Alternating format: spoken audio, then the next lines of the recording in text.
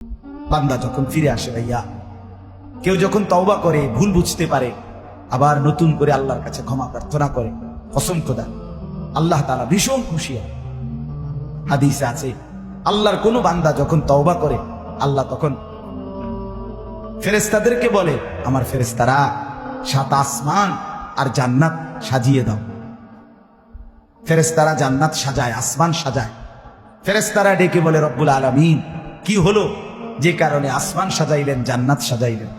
রব্বুল আলামিন তখন বলে, আসলাহাল আবদু মাওলাহু, এক ভেগে যাওয়া গোলাম আজকে তার মনিবের সাথে সম্পর্ক ঠিক করে ফেলেছে। আল্লাহ আল্লাহ বলে, আমার এক গোলাম আমার থেকে ভাইগে গেছিল রে, অনেকদিন ওই আমারে সেজদা দেয় নাই, আজকে দিছে। অনেকদিন সে আমারে ডাকে নাই, আমি খুব কষ্ট পাচ্ছিলাম। আমার বান্দা আমার হাতে গড়া, আমার দেওয়া নাক চোখ কান, আমার দেওয়া জবান, আমার দেওয়া জিহ্বা, আমার গড়া বান্দা আমারে ভুলে আমার থেকে ছুটে গেছে। আজ আমার সেই ভেগে যাওয়া বান্দা আমার কাছে ফিরে আসছে।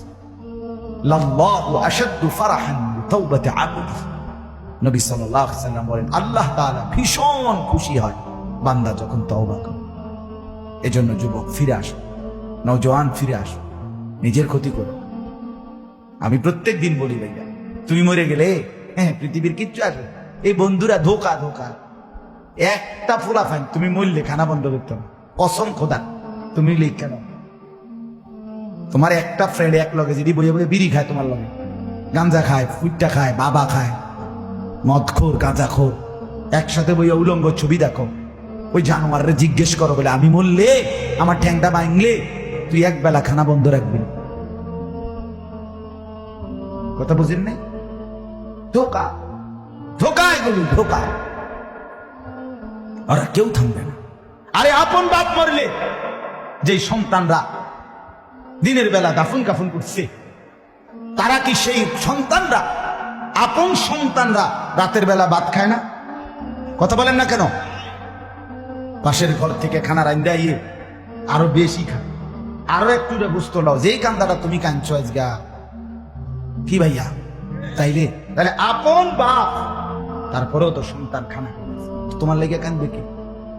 এর জন্য পৃথিবী আমাদের কারো জন্য থামবে না ভাইয়া, থামবে না।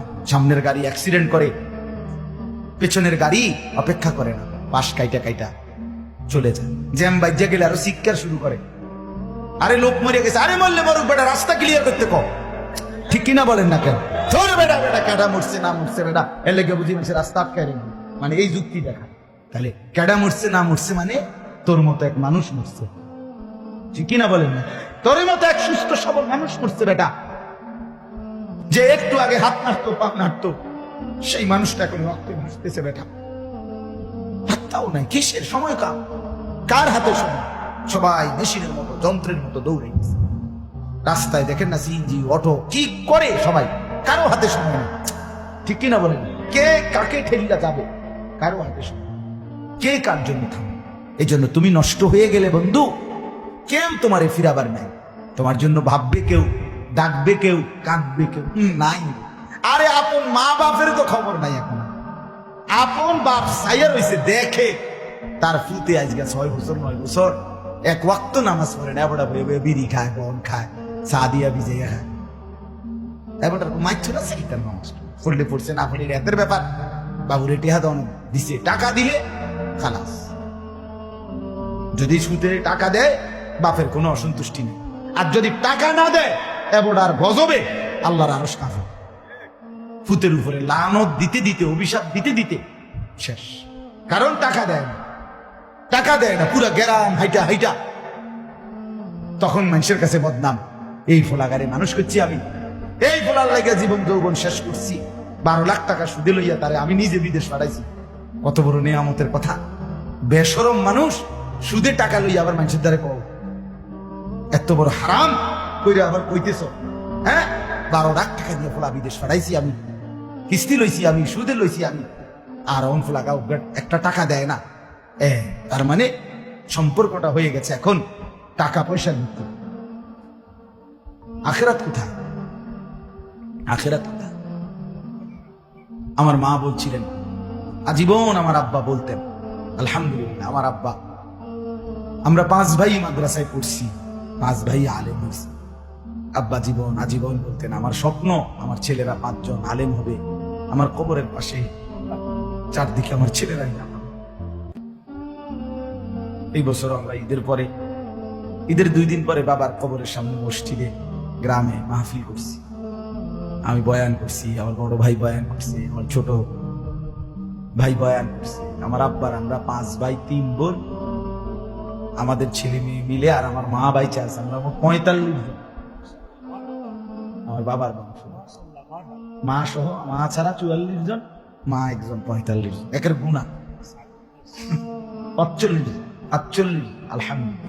একেবারে 45 জনের ছোট বাচ্চাটাও, একবারে 2.5 বছরের বাচ্চাটাও আলহামদুলিল্লাহ আল্লাহর নাম বলতে পারে। 2.5 বছরের মেয়েটাও ওই মজলিসে গেছে, আমাদের সবচেয়ে ছোট, সেও মাথায় হিজাব ছিল, আল্লাহর নাম বলছে। দাদা ভাইয়ের কবরে দাঁড়াইছে, নানার কবরে দাঁড়াইছে। এই জন্য বললাম মা বাপদেরকে অনুরোধ করি, সন্তানের প্রতি কদর করে, সবাই মিলে ফিকির করে। দেখেন আয়াতের তর্জমাটা শুনে, তাইলে কথা শেষ।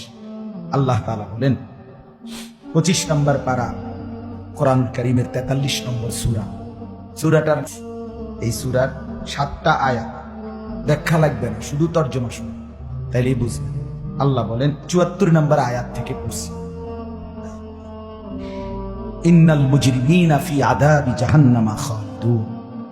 আল্লাহ তাআলা বলে, নিশ্চয়ই পাপীরা জাহান্নামের আযাবে চিরস্থায়ী থাকবে। ইন্নাল মুজরিমিনা ফি আযাবি জাহান্নামা খালিদুন, নিশ্চয়ই পাপীরা জাহান্নামের আযাবে চিরস্থায়ী থাকবে। কতদিন? এবার আল্লাহ আবার ব্যাখ্যা করে বলে, বান্দা বুঝেছো? লা ইউফাত্তারু আনহুম, 1 সেকেন্ডের জন্য বিরতি দেওয়া হবে না। জাহান্নামী চিৎকার করে বলবে, মাওলা আমারে মৃত্যু দিয়ে দেন। আল্লাহ বলবে না। জাহান্নামী বলবে, আল্লাহ একটু সময়ের বিরতি দেন, 10টা মিনিটের বিরতি দেন মাওলা।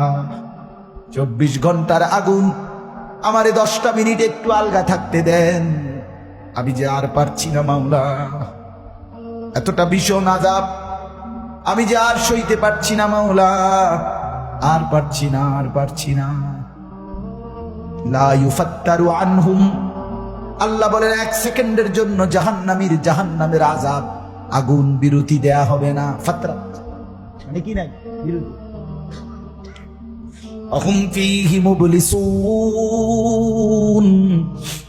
এরপরে আল্লাহ বলেন জাহান্নামী এই দীর্ঘ 24 ঘন্টা অনন্তকাল আযাবের মধ্যে থাকবে।